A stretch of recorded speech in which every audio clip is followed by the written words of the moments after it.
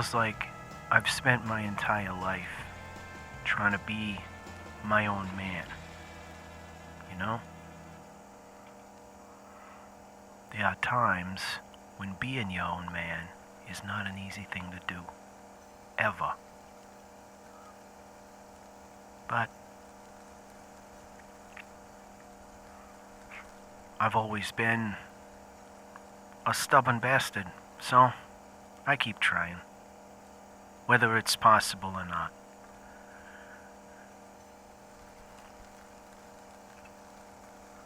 Now, everything has changed. I'm actually, am my own man. No one's telling me what to do. I'm making all my own decisions now. But, strangely enough, I find that now more than ever, I just want somebody to tell me what to do, to tell me the right thing to do.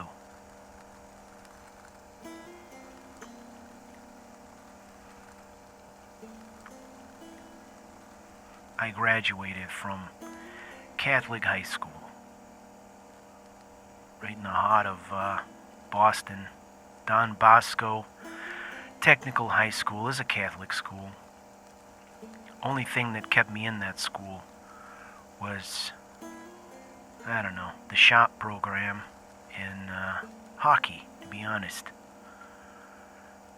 I loved playing hockey. I wasn't great at it. I couldn't skate for shit, but I could take a punch. Made me a great goalie. Great goalie.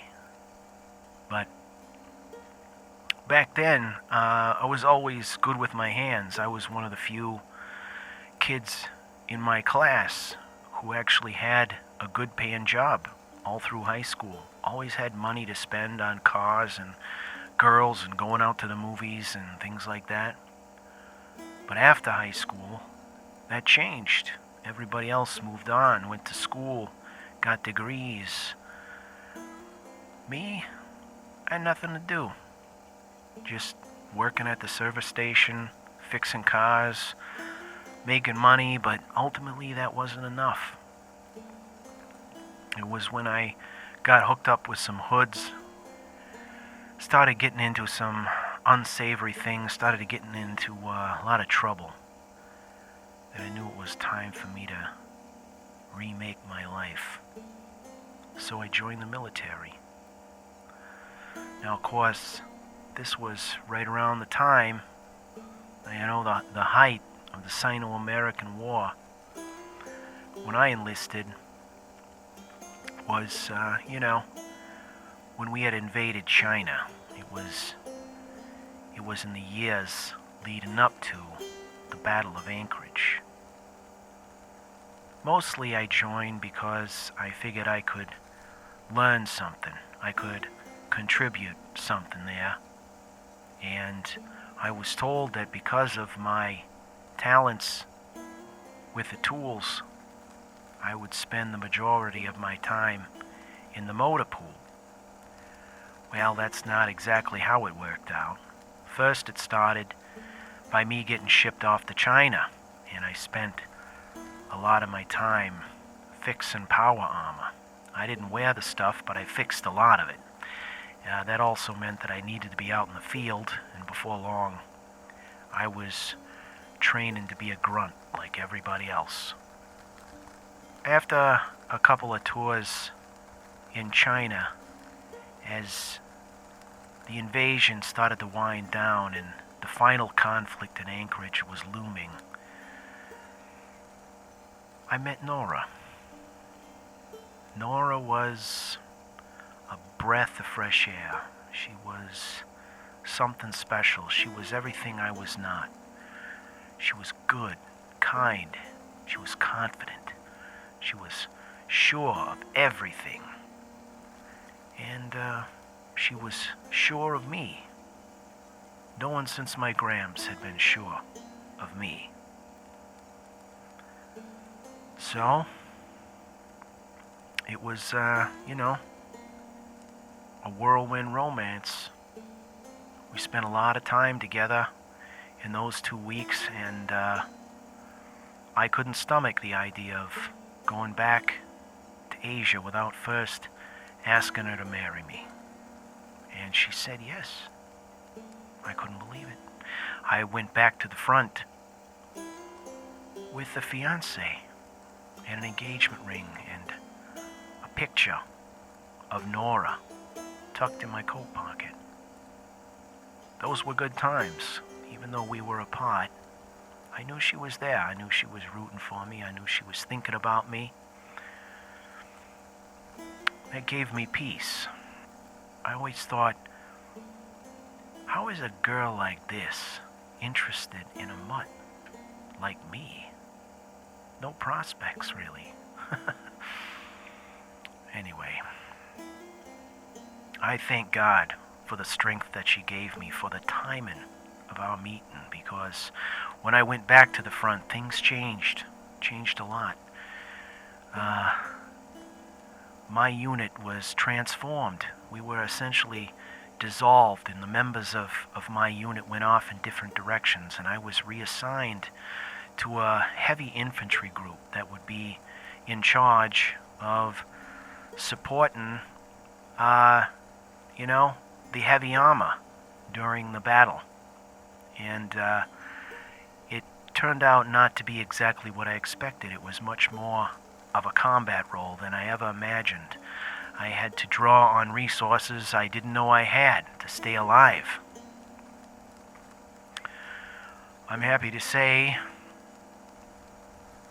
I made it, and my skills with a wrench kept a lot of other guys alive, too. Still, I never wore the power armor. I never really had a desire to. It felt restricting, But I found myself having to live and work among men who wore that stuff every day. And all the attacks that came at them came at me too.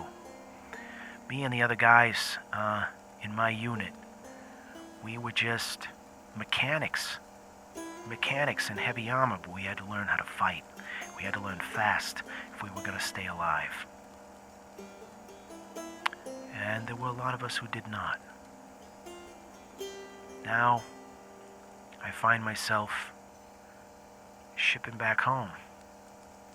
And there's Nora, after 15 months apart, waiting at the train station for me.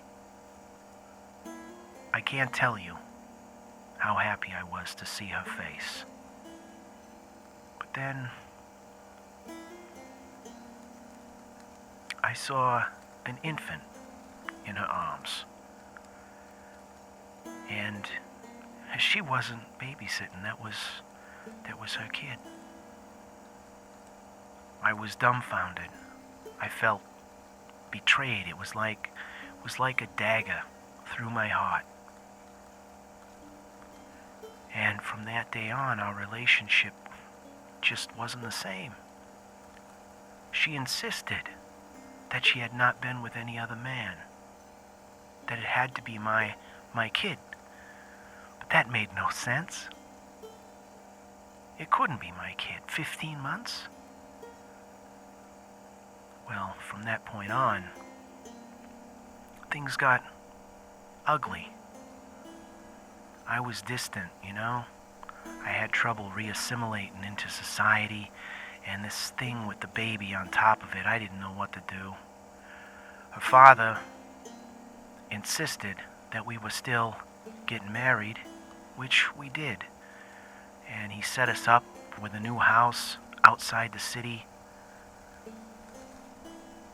I think they all thought that sending me out to the suburbs was somehow gonna make me forget all of this. But it didn't. Nothing was the same after that. Well, now I don't know. She was so earnest, so sure that this was my kid, so convincing. But I think we all knew that that was impossible. It couldn't be. So, now I look back on it after everything that's happened and I think, I could have been a bigger man. I could have just said, Nora, it doesn't make any sense, but that's okay. We're gonna be fine. I could have done so many things differently, but instead I shut down. And now, here we are after everything that's happened. World is a mess. Nora's gone. I don't have her to talk to. I can't tell her how I feel. I can't tell her I made mistakes. I can't tell her I was wrong.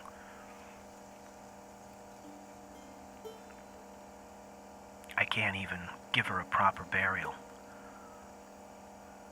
All I could find was a frickin' fence post for a grave marker, but I couldn't leave her in that vault after what they did to us. So at this point, all I can do really is promise. I'm gonna promise you, Nora, I don't know whose kid that is. And I don't care. Whoever that child belongs to, it was, at least in part, yours. And that makes it important to me.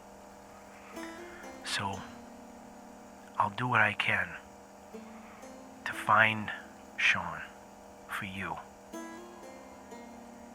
But the other thing I'm going to do is I'm going to try to rebuild my life, and I'm going to try to live it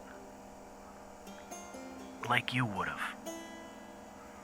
I'm going to try to look for ways that I can help. I'm going to try to look for people who need a hand. And I'm going to do what I can to rebuild this place. I think it's maybe impossible. I don't know. But I'm going to try.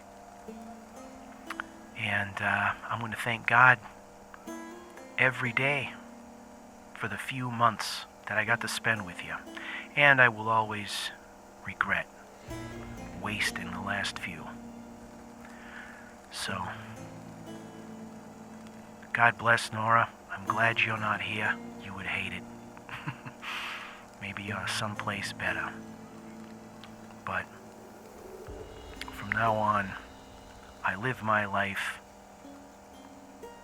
for you.